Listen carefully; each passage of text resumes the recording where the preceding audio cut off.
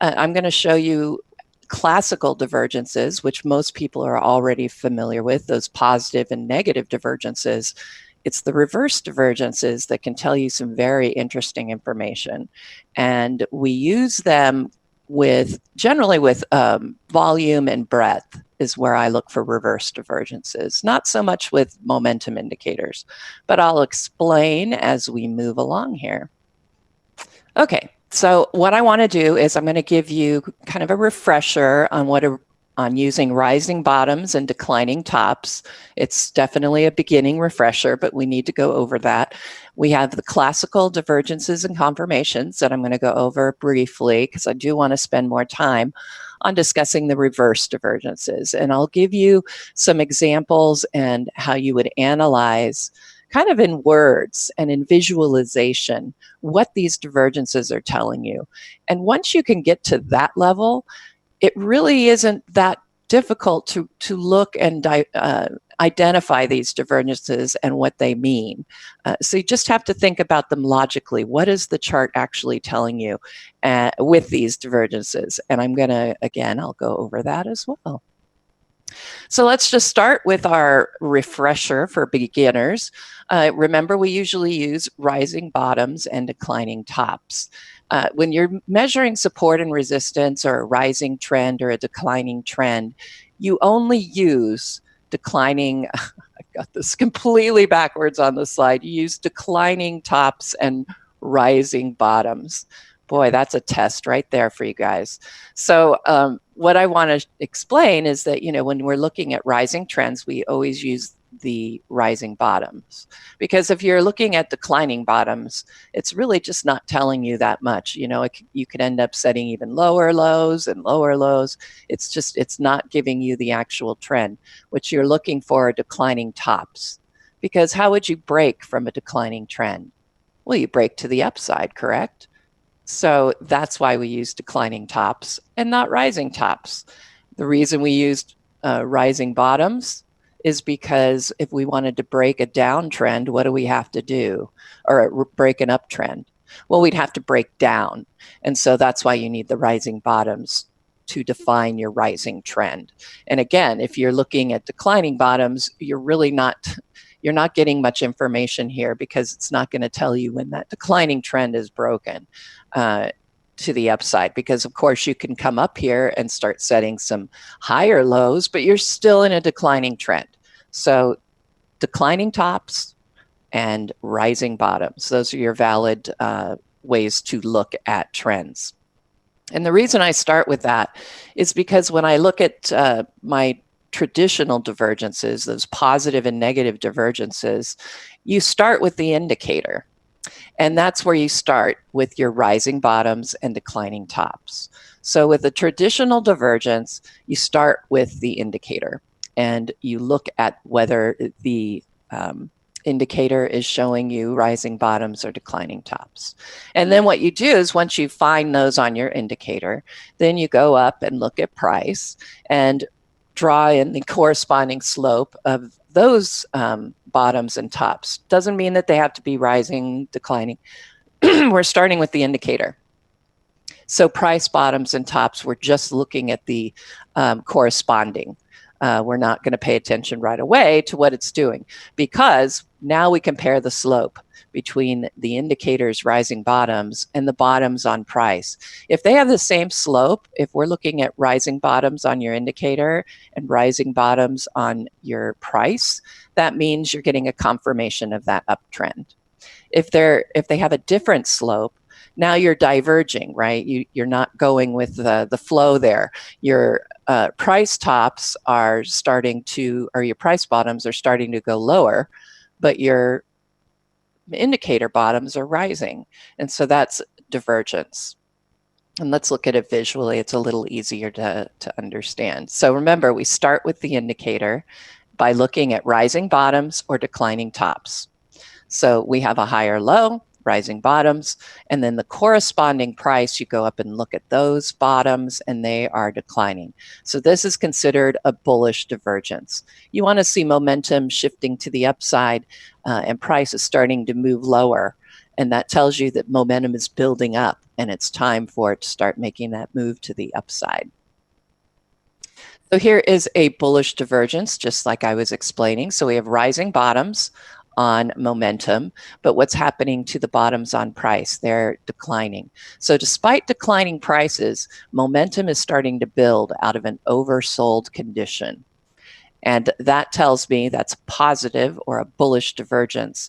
Momentum is building despite price moving lower, and that suggests that you should look for higher prices, that this declining trend on price should end up being broken. In this case, it worked. All right, so what about a bearish divergence or a negative divergence? Well, we start with the indicator, and again, we go with the tops here, declining tops. And then we look at the corresponding price tops, and if they're rising, that's considered a negative divergence. And let's look at an example. So we start again with the indicator, in this case the PMO. We have declining tops. But when you look at the price tops, they're rising. So this is telling you with these tops, that is a bearish or a negative divergence. Typically, you don't want to see declining tops on your momentum. You don't want to see momentum sort of slowing when it hits those tops of the momentum.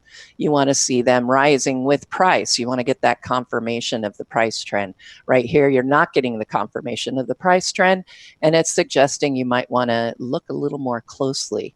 Now, of course, I'm looking at just this example, and we had those declining tops, and we have rising tops here, but we continue down if we want to include this declining top, because we've got 3 declining tops now. And what happened with price? 3 rising. In fact, I can see it's almost parabolic rise there. And that also would suggest to you to look for a decline in price. And in this case, we got it on Arista Networks. All right, so when you have these confirmations, when they're going in the same direction, that is a confirmation. Obviously, you're not diverging, you're going in the same direction. And if you have the same slope, then that means you're confirming what's going on the trend.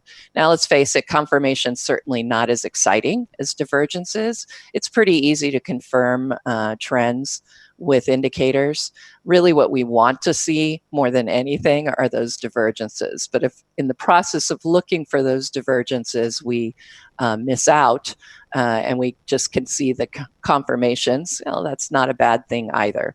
As you can see, in this case, the indicators tops were declining, so were price tops. That confirmed this downtrend, which did end up continuing. I don't have it marked here, but I noticed rising bottoms from August into September, and what was going on with price bottoms? They were declining. That is a positive divergence. So we would have expected rising prices. Sure enough, we got the rising prices. The indicator, the PMO bottoms, continue to rise, and that confirmed that uptrend. All right. Let's look at reverse divergences. Now, it's basically a reverse of the classical process, because instead of starting with the indicator, it's best to start with price, because again, declining tops, rising bottoms, declining tops, rising bottoms. I mean, we draw those all the time. That's what we're looking for. So to me, easier to start with the price, because now we're looking at, like we were doing for the indicator, we started with the indicator and then we looked at the declining tops or rising bottoms. In this case, since we're reversing the process, we're going to start with price and then draw the corresponding tops and bottoms on the indicator. Now, typically reverse divergences are used with volume and breadth. You can use it with momentum indicators, but not always. They just don't tend to be as strong when you're looking at those. But they do exist, and I will show you some in any case. So reverse. So we start with price, in this case, declining tops. And then we look at what the indicator's doing, and I apologize for not lining this up, but the indicator tops are rising. So that is considered a reverse divergence. Let's think of this in terms of volume. You have rising tops on volume. You're getting an increase in volume, and then your price tops are getting lower. That is a reverse divergence, right? Because we started with price, declining tops. But what is that telling you? If you have volume on an uptrend, but your price is on a downtrend, price is supposed to follow volume, right? That's kind of one of those, things we talk about in technical analysis. So what does it mean when price isn't following volume in this case? Well, it's a reverse divergence, as I said, and it is negative. It's telling you that despite volume coming in, price cannot sustain the rising trend. So that's what a reverse divergence would look like. Now, when you're looking at the bottoms, you've got the rising bottoms on price, and you have the declining bottoms on the indicator. This is a reverse divergence. Again, you're starting with rising bottoms on price, that classical declining tops, rising bottoms. Start with price on the reverse divergence. So what is it telling you, for example, if we were looking at this in terms of, let's say momentum. So you're having declining bottoms on your momentum, but you're getting rising tops on price. That is a reverse divergence, again, because we're starting with the price, the rising bottoms. What is it telling us? It's telling us that although price is rising, the momentum bottoms are getting lower.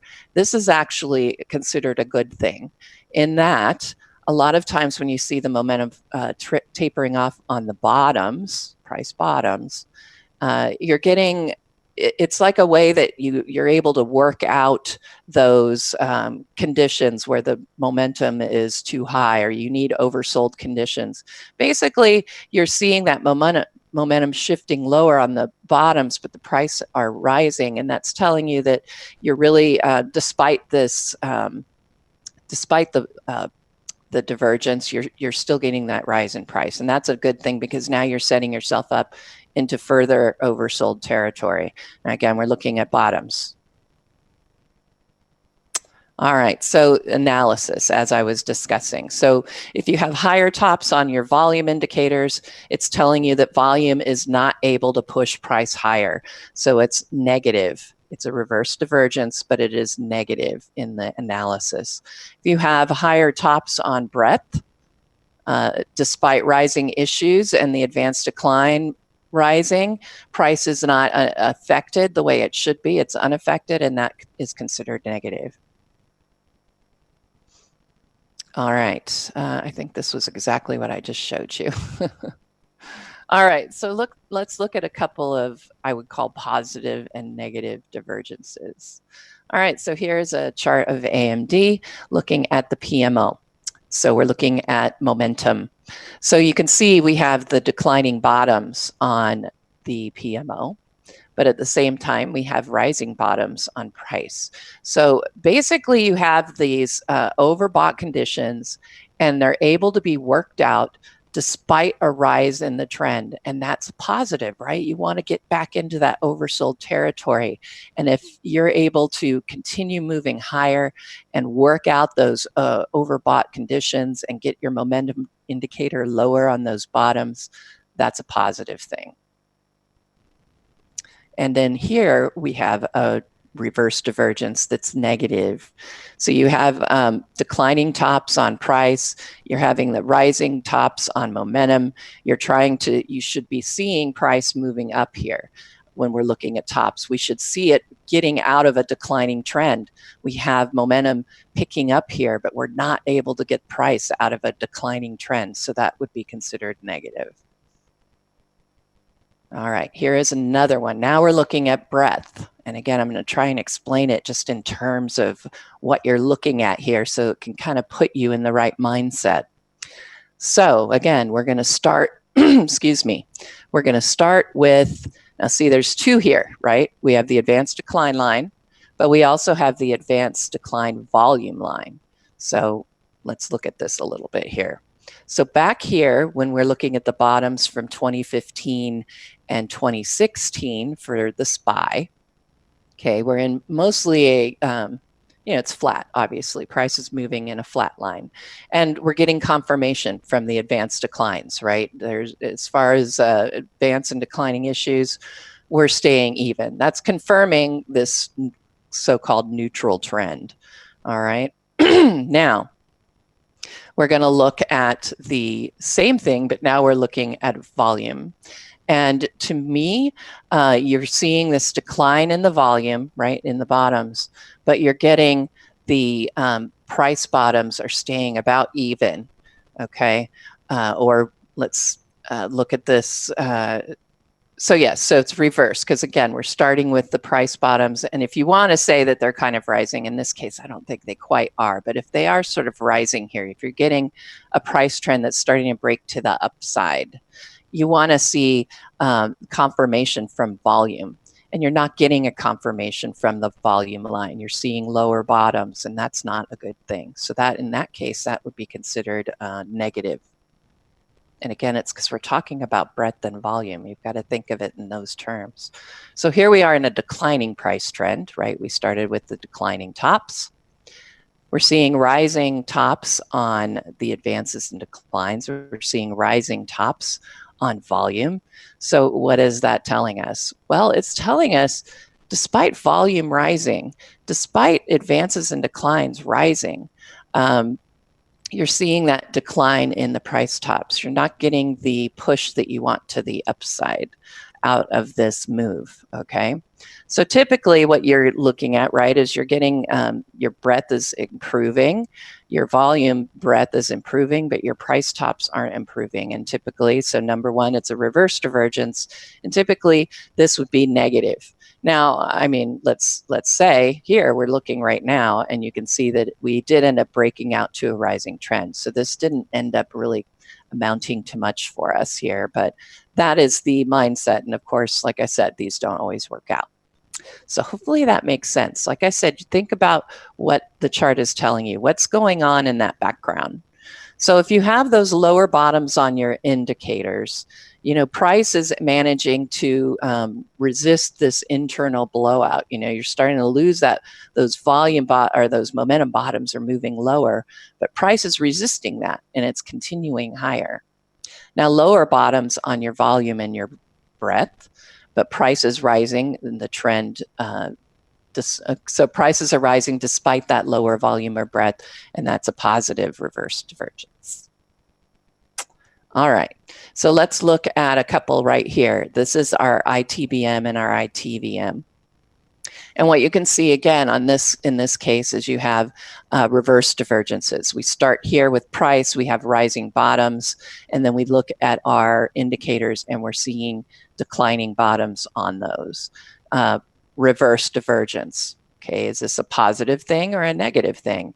Well, we were able to get through and out of, you know, we were able to move into oversold conditions despite the fact we had these rising price bottoms. We've now worked out those overbought conditions in a rising trend. That's positive, right? Because you're able to work out those overbought conditions. A lot of times what I talk about with people too is that you might see price rising and your indicators are rising with, that's obviously a confirmation of what's going on in the trend. But a lot of times you're going to start to see the opposite occur. So you've got your price is rising and it's getting held up. And then you end up with that reversal in trend based on these divergences. So let's look at another example here.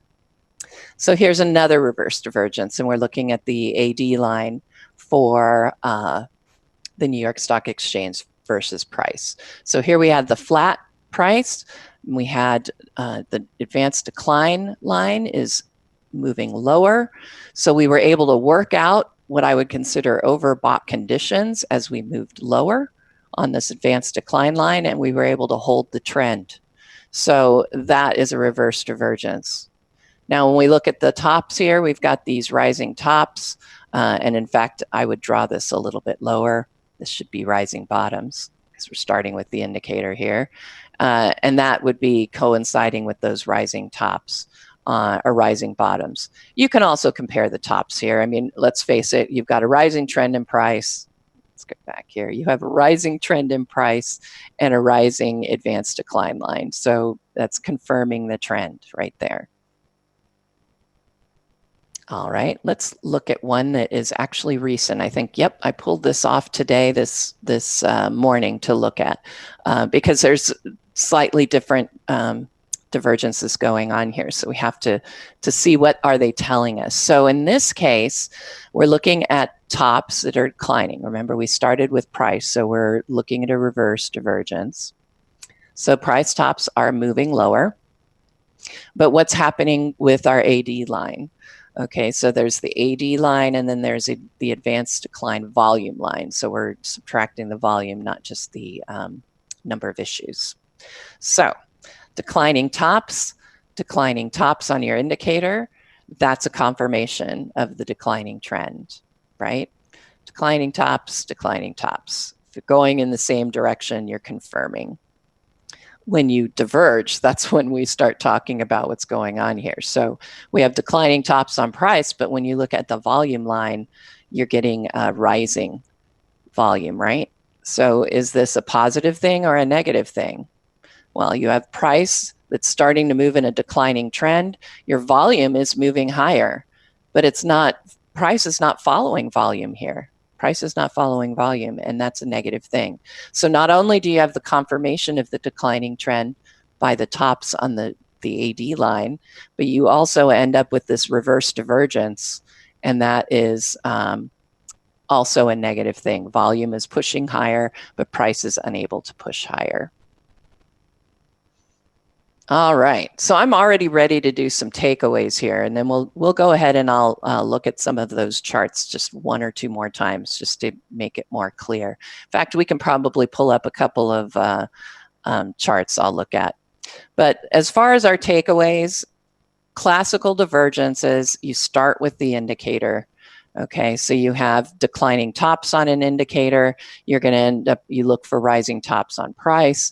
If you have rising bottoms on an indicator, you look for the declining bottoms on price. And that is a classical divergence. Reverse divergences are pretty much the opposite. You're starting with price. You have declining tops on price, but you have rising tops on an indicator. You have a rising bottoms on price, a rising trend, but you're getting declining bottoms on an indicator. Those pretty much are what you're looking at as far as a reverse versus a classical divergence. So let's go ahead. I'm going to look at a few charts here. Let's move us into, there we go. All right. So we do have these wonderful chart packs. Let's see if I can find my mouse likes to disappear on me when I come out of the, let's just do it this way. There we are. Okay, so the decision point chart packs, one of them is our decision point market indicators chart pack. These are free. You have to be an extra member above just because you end up with multiple chart lists, and basic members only have one chart list. But there are all the various indicators that we can look at and look for these divergences. So why don't we look at the McClellan oscillator? Let's see if we can find anything here. I'm going to make this so that we can see it a little better. Take up a little more space. All right, so we're going to start with, let's start with price here, right? So we want to look for declining tops or rising bottoms, and then make some comparisons with the indicators below. All right, so let's see. Let's try this declining tops. We're going to make this annotate. So here are some declining tops here. We can just go to those two. And now we have rising tops on this one. Let's see what's going on with the summation index during this same time. As far as tops, declining tops. And we have declining tops on the McClellan oscillator.